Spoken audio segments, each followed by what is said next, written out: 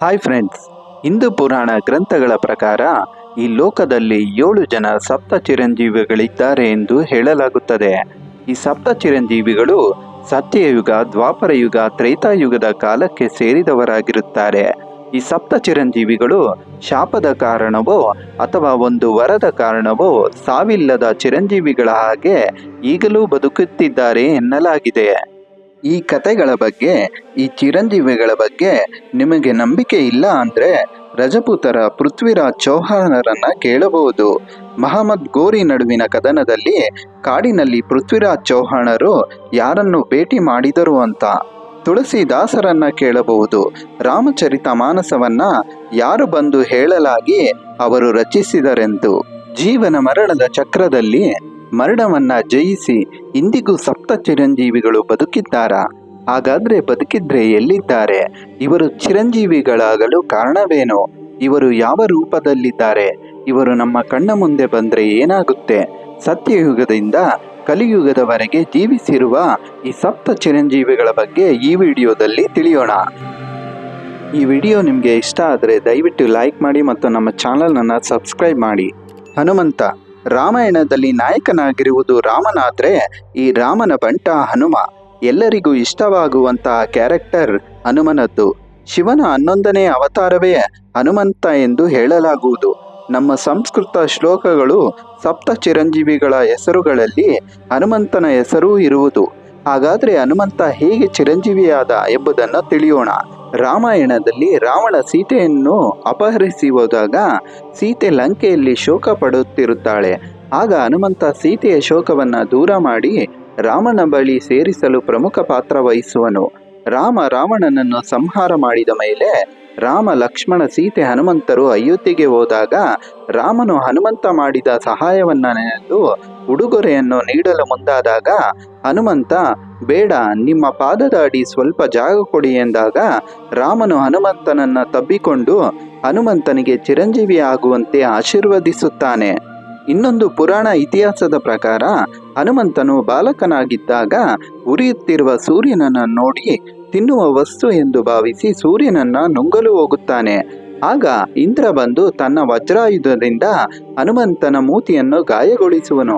ಇದರಿಂದ ಬಾಲ ಹನುಮಂತ ಪ್ರಜ್ಞಾಹೀನನಾಗುತ್ತಾನೆ. ಇದನ್ನು ಕಂಡ ವಾಯುದೇವ ಇಡೀ ಬ್ರಹ್ಮಾಂಡವನ್ನ ನಾಶಗೊಳಿಸಲು ಮುಂದಾಗುತ್ತಾನೆ. ಆಗ ಬ್ರಹ್ಮ ಹಾಗೂ ಇತರ ದೇವತೆಗಳು ಪ್ರತ್ಯಕ್ಷರಾಗಿ ಹನುಮಂತನಿಗೆ ಮರುಜನ್ಮವನ್ನ ನೀಡಿ ಚಿರಂಜೀವಿಯಾಗು ಎಂದು ಜೀವಿಸಿ ವರವನ್ನ ಕೊಡುತ್ತಾರೆ. ರಾಮಾಯಣದಲ್ಲಿ ಅಷ್ಟೇ ಅಲ್ಲದೆ ಮಹಾಭಾರತದಲ್ಲೂ ಹನುಮಂತನ ಪಾತ್ರವಿದೆ. ಭೀಮನಿಗೆ ಹನುಮಂತ ಪ್ರತ್ಯಕ್ಷನಾಗಿ ಮಾರ್ಗದರ್ಶನವನ್ನ ನೀಡುತ್ತಾನೆ. ಕಲಿಯುಗದಲ್ಲಿ ತುಳಸಿದಾಸರಿಗೆ ರಾಮಾಯಣ ಕಥೆಯನ್ನ ಸ್ವತಃ ಹನುಮಂತನೇ ಹೇಳಿದನು ಎಂದು ಹೇಳಲಾಗಿದೆ. ಹಾಗಾಗಿ ರಾಮಚರಿತ ಮಾನಸ ಕಾವ್ಯವನ್ನ ತುಳಸಿದಾಸರು ರಚಿಸಿದ್ದಾರೆ. ಹನುಮಂತನು ವಿಷ್ಣುವಿನ ಕೊನೆಯ ಅವತಾರವಾದ ಕಲ್ಕಿಯ ಭೇಟಿಗಾಗಿ ಎಂದೇ ಪುರಾಣಗಳು ಹೇಳುತ್ತವೆ. ಕಲ್ಕಿಯ ಅವತಾರದಲ್ಲಿರುವ ವಿಷ್ಣುವು ಕಲಿಯನ್ನು ಸಂಹಾರ ಮಾಡಲು ಹನುಮಂತನ ಸಹಾಯವನ್ನು ಪಡೆಯುತ್ತಾನೆ. ಹಾಗಾಗಿ ಹನುಮಂತನು ಚಿರಂಜೀವಿಯಾಗಿದ್ದಾನೆ ಎನ್ನಲಾಗಿದೆ. ಪರಶುರಾಮ ಮಹಾವಿಷ್ಣುವಿನ 6ನೇ ಅವತಾರ. ರೇಣುಕಾದೇವಿ ಜಮದಗ್ನಿ ಮುನಿಗಳ ಮಗನು. ಪರಶುರಾಮನಿಗೆ ಸ್ವತಃ ಶಿವನೇ ಕಲರಾಯಿ ಪಟ್ಟು ಅನ್ನೋ ಒಂದು ವಿದ್ಯೆಯನ್ನು ಕಲಿಸುತ್ತಾನೆ. ಹಾಗಾಗಿಯೂ ಶಿವನು ಪರಶುರಾಮನಿಗೆ ಒಂದು ಕೊಡಲಿಯನ್ನ ಉಡುಗೊರೆಯಾಗಿ ಕೊಡುತ್ತಾನೆ. ಪರಶುರಾಮನ ತಂದೆಯನ್ನು ಕಾರ್ತವೀರಾರ್ಜುನ ಎನ್ನುವ ಕ್ಷತ್ರಿಯ ಸಾಯಿಸುತ್ತಾನೆ. ಇದರಿಂದ ಕೋಪಗೊಂಡ ಪರಶುರಾಮ ಕೋಟಿ ಕ್ಷತ್ರಿಯರನ್ನ ಸಾಯಿಸಿ ಬಿಡುತ್ತಾನೆ. ಭೀಷ್ಮ, ದ್ರೋಣಾಚಾರ್ಯ, ಕರ್ಣರಿಗೆ ಈ ಪರಶುರಾಮನೇ ಗುರುವಾಗಿರುತ್ತಾನೆ. ಕಲಿಯುಗದಲ್ಲಿ ಅವತಾರವೆತ್ತುವ ಕಲ್ಕಿಗೆ ಪರಶುರಾಮನೇ ಗುರುವಾಗಿರುತ್ತಾನೆ. ಕಲ್ಕಿಗೆ ಪರಶುರಾಮ ಎಲ್ಲ ವಿದ್ಯೆಗಳನ್ನ ಕಲಿಸಿಕೊಡುತ್ತಾನೆ. ವಿಷ್ಣುವಿನ ಕೊನೆಯ ಅವತಾರವಾದ ಕಲ್ಕಿಗಾಗಿ ಕಾದು ನೋಡುತ್ತಾ ಪರಶುರಾಮನು ಮಹೇಂದ್ರ ಪರ್ವತದ ಬಳಿ ಈಗಲೂ ತಪಸ್ಸು ಮಾಡುತ್ತಿರುತ್ತಾನೆ ಎಂದು ಪುರಾಣಗಳು ಹೇಳುತ್ತವೆ.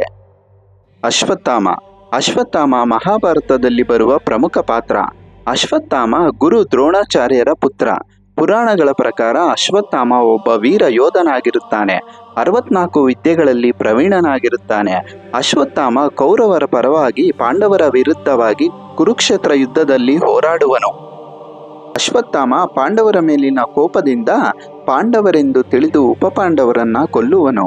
ಉಪಪಾಂಡವರನ್ನ ಕೊಂದುದಕ್ಕಾಗಿ ಅರ್ಜುನನು ಕೋಪಗೊಂಡು ತನ್ನ ಪಾಶುಪತಾಸ್ತ್ರವನ್ನ ಅಶ್ವತ್ಥಾಮನ ಮೇಲೆ ಪ್ರಯೋಗಿಸುತ್ತಾನೆ.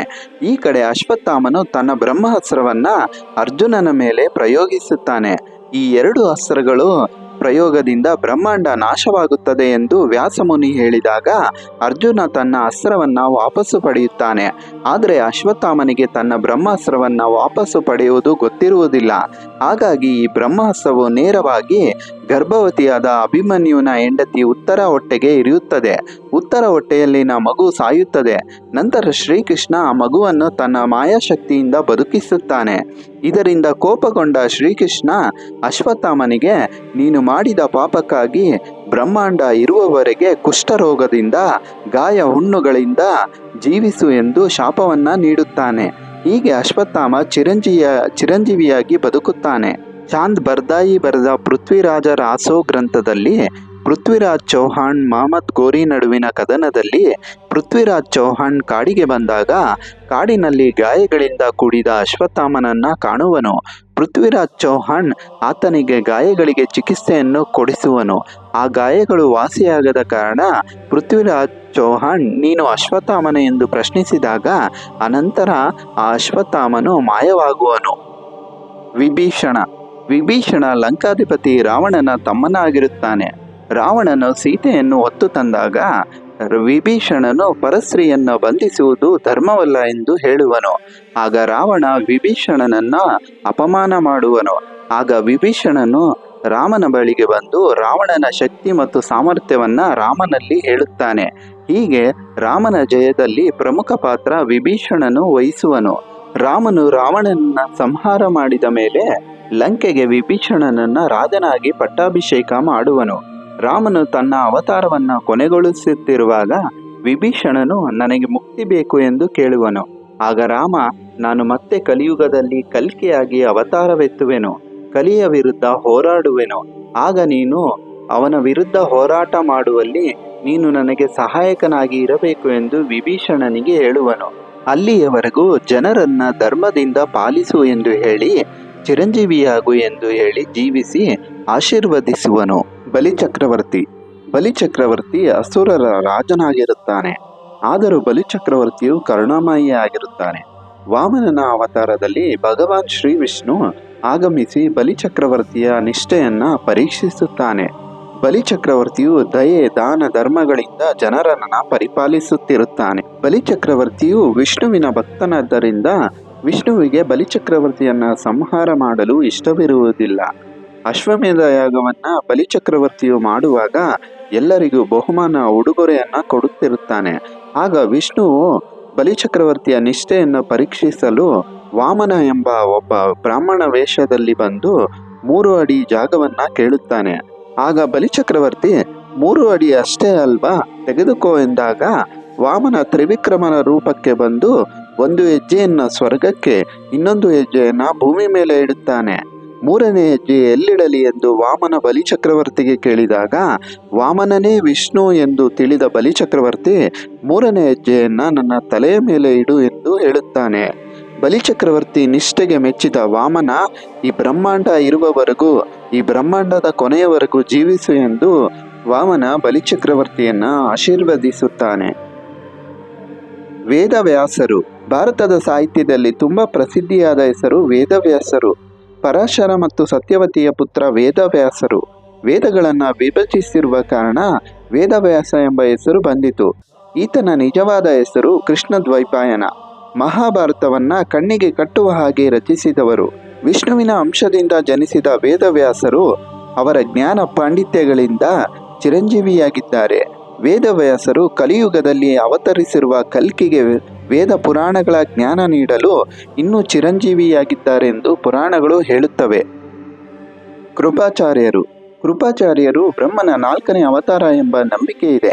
ಕುರುಕ್ಷೇತ್ರ ಯುದ್ಧದಲ್ಲಿ ಪಾಂಡವರ ವಿರುದ್ಧ ಕೌರವರ ಪರವಾಗಿ ಹೋರಾಡಿದ ಕೃಪಾಚಾರ್ಯರು ಯುದ್ಧದ ನಂತರ ಜೀವಂತವಾಗಿ ಉಳಿದ ಕೆಲವು ಕೌರವರ ಯೋಧರಲ್ಲಿ ಒಬ್ಬರು. ಕೃಪಾಚಾರ್ಯರು ಕೌರವ ಹಾಗೂ ಪಾಂಡವರಿಗೆ ಆದಿ ಗುರುಗಳಾಗಿರುತ್ತಾರೆ. ಭಾರತೀಯ ಪುರಾಣ ಗ್ರಂಥಗಳ ಪ್ರಕಾರ ಕೃಪಾಚಾರ್ಯರು ಒಬ್ಬ ಶಕ್ತಿವಂತ ವ್ಯಕ್ತಿಯಾಗಿರುತ್ತಾರೆ. ಶರತ್ವಾನ ಜಾನಪದ ಎಂಬುವರಿಗೆ ಹುಟ್ಟಿದ ಮಕ್ಕಳು ಕೃಪಾಚಾರ್ಯರು ಹಾಗೂ ಇವರ ತಂಗಿ ಕೃಪಿ. ಈ ಕೃಪಾಚಾರ್ಯ ಹಾಗೂ ಕೃಪಿಯ ಅವಳಿ ಮಕ್ಕಳನ್ನ ಶಂತನ ಎಂಬ ರಾಜನು ದತ್ತನ್ನು ತೆಗೆದುಕೊಳ್ಳುತ್ತಾನೆ. ಕೃಪಾಚಾರ್ಯರ ತಂಗಿ ಕೃಪಿಯನ್ನ ದ್ರೋಣಾಚಾರ್ಯರು ವಿವಾಹವಾಗುತ್ತಾರೆ. ಮಹಾಭಾರತ ಯುದ್ಧದಲ್ಲಿ ಕೌರವರ ಪರವಾಗಿ ಹೋರಾಡಿದ ಕೃಪಾಚಾರ್ಯರು ಎಷ್ಟೇ ಕಷ್ಟ ಬಂದರೂ ಸತ್ಯ ಧರ್ಮ ನೀತಿಯನ್ನ ಬಿಡಲಿಲ್ಲ. ಹಾಗಾಗಿ ಕೃಷ್ಣನು ಕೃಪಾಚಾರ್ಯರಿಗೆ ಚಿರಂಜೀವಿಯಾಗಿ ಜೀವಿಸು ಎಂದು ಆಶೀರ್ವದಿಸುತ್ತಾನೆ. ಪುರಾಣ ಇತಿಹಾಸಗಳಲ್ಲಿ ಬರುವ ಈ 7 ವ್ಯಕ್ತಿಗಳು ಸಪ್ತ ಚಿರಂಜೀವಿಗಳೆಂದು ನಂಬಲಾಗಿದೆ. ಈ ವಿಡಿಯೋ ನಿಮಗೆ ಇಷ್ಟ ಆಗಿದ್ದರೆ ಲೈಕ್ ಮಾಡಿ ಹಾಗೂ ನಮ್ಮ ಚಾನಲನ್ನು ಸಬ್ಸ್ಕ್ರೈಬ್ ಮಾಡಿ.